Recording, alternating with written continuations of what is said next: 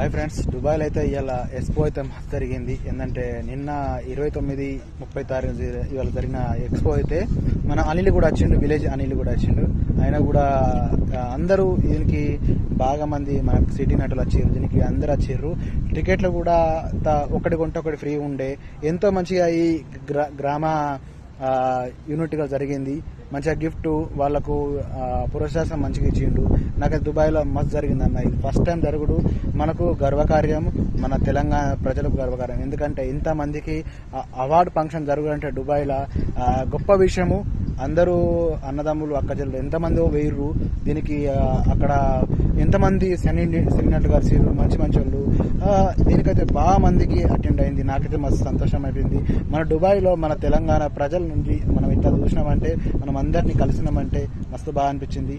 అంతా మంచిగా ఉంది. మీరు అందరు చూడండి ఫ్రెండ్స్.